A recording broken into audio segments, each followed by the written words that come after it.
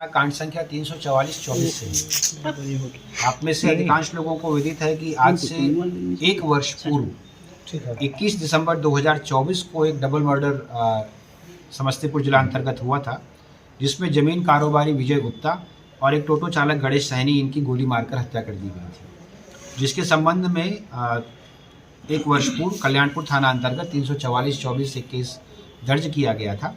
और इस कांड में अग्रिम अनुसंधान के पश्चात मार्च 2025 महीने में एक संदेही व्यक्ति थे सुधीर मधान, इनको उस समय जेल भेजा गया था। ये जब घटना कारित हुई थी तो जो मृतक थे उनके साथ उसी टोटो पर सवार थे, लेकिन संभवतः कुछ साक्ष्यों की कमी रहने की वजह से इनको जल्दी से जमानत मिल गई थी और ये केस हम लोगों के लिए चैलेंज बना हुआ था। तो आज इस कांड का जो उद्भेदन हुआ है, इसी के संबंध में ये प्रेस ब्रीफ हम लोग आयोजित कर रहे हैं। इस कांड के उद्भेदन में हम लोगों को लोकल जो हम लोगों के ऑफिसर्स हैं वो तो तब से लगे ही हुए थे, लेकिन एसटीएफ से भी बहुत महत्वपूर्ण सहयोग मिला है, जिसके लिए हम लोग उनका धन्यवाद ज्ञापन करते हैं। इसमें जो तकनीकी अनुसंधान हुआ उस समय जो लोग इसमें इन्वॉल्व थे उन पर, और जो मानवीय आसूचना संकलन किया गया, इसके आधार पर हम लोगों ने इस घटना को कारित करने वाले 3 व्यक्तियों की पहचान कर ली है, जिसमें से 2 व्यक्तियों की गिरफ्तारी हो चुकी है। और जो घटना कारित करने वाले जो बाइक चला रहे थे वो फूल बाबू राम हैं, जो कल्याणपुर के रहने वाले हैं, इनको गिरफ्तार कर लिया गया है। इनसे जो पूछताछ हुई, उस पूछताछ में जो पहले हमारे संदेही थे जिनको जेल भेजा गया था सुधीर मदान, उनकी ही इस घटना को पूरी जो साजिश है उसको रचने के क्रम में उनका ही नाम सामने आया है।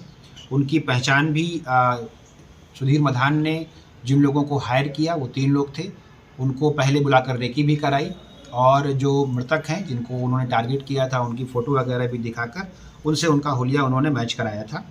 और मुख्य रूप से जो ज़मीन संबंधी ट्रांजैक्शन ये लोग करते थे उसी के विवाद थे, जिस विवाद की वजह से इस घटना को सुधीर मधान ने इन 3 लोगों को हायर करके अंजाम दिया था। जो इसमें अपराधी फूल बाबू राम हैं, इनके घर से एक देसी कट्टा और 2 जिंदा गोली मिली है, जिसके संबंध में कल्याणपुर थाना में एक 412-25 केस दर्ज किया गया है। सुधीर मधान से भी इस केस के संबंध में पूछताछ की गई है और उनके घर से भी इस घटना के संबंध में जो एक हथियार प्रयोग हुआ था उसे बरामद किया गया है, जिसके संबंध में नगर थाना कांड संख्या 309-25 दर्ज किया गया है। और जो हम लोगों के इस गाड़ी को जो वाहक थे फूल बाबू, उनसे जब पूछताछ की गई तो 2 शूटरों की पहचान की गई थी हम लोगों के द्वारा, जिसमें से आशुतोष सिंह को गिरफ्तार कर लिया गया है और दूसरे शूटर की पहचान भी हम लोगों को हो गई है, लेकिन अरेस्टिंग के लिए हम लोग उसका नाम अभी डिस्क्लोज नहीं कर रहे हैं। इनसे भी पूछताछ की गई, घर का सर्च किया गया, एक वेपन बरामद हुआ है, जिसके संबंध में कल्याणपुर थाना 413-25 हम लोगों ने ये केस और दर्ज किया है। इनके जो सुधीर मधान के लड़के हैं, इनकी भी भूमिका इसमें सामने आई है। और कुछ किस्तों में जिन लोगों को हायर किया गया था इनको लगभग 5 लाख रुपए देने का प्रॉमिस किया गया था, लेकिन 1 लाख रुपए कई किस्तों में इनको दिए गए हैं, उनको भी गिरफ्तार कर लिया गया है। तो अभी तक जो गिरफ्तारी हुई है उस घटना की पूरी साजिश रचने वाले सुधीर मधान जो हैं, उनका आपराधिक इतिहास भी हम लोग दे रहे हैं। कल्याणपुर, वारिसनगर और बलिगांव थाना में उनके ऊपर पहले से केस है। एक और केस है जो कल्याणपुर थाना कांड संख्या 12-24 है, जिसमें एक गोली मारी गई थी एक व्यक्ति को। यह कांड भी जांच में चल रहा था और इसमें भी कुछ लोगों का नाम संदेह के आधार पर आया था। इस घटना को कारित करने में भी जो ये आशुतोष सिंह वगैरह हैं, इनकी भूमिका सामने आई है। तो इस ऑपरेशन से एक और कांड का उद्भेदन हुआ है। अभी तक की इस घटना में घटना कारित करने वाली जो बाइक थी, इसके अलावा 2 देसी कट्टा, 4 जिंदा गोली, 1 देसी पिस्तौल, उसकी 5 जिंदा गोली, आईफोन और मोबाइल बरामद हुआ है। और सबसे महत्वपूर्ण ये है कि इन लोगों के आपस की बातचीत, आने जाने, रेकी करने, इन सभी के संबंध में जो टेक्निकल एविडेंसेस हैं वो भी हम लोगों ने कलेक्ट किए हैं। और हम लोगों की कोशिश होगी कि जल्दी से जल्दी हम लोग इन सारे अभियुक्तों के लिए इनको गिरफ्तार करके भेज रहे हैं। एक महत्वपूर्ण चीज़, चूँकि इनको बेल मिली है, इसलिए इन अभियुक्त के बेल कैंसिलेशन के लिए भी हम लोग प्रस्ताव आगे बढ़ाएंगे।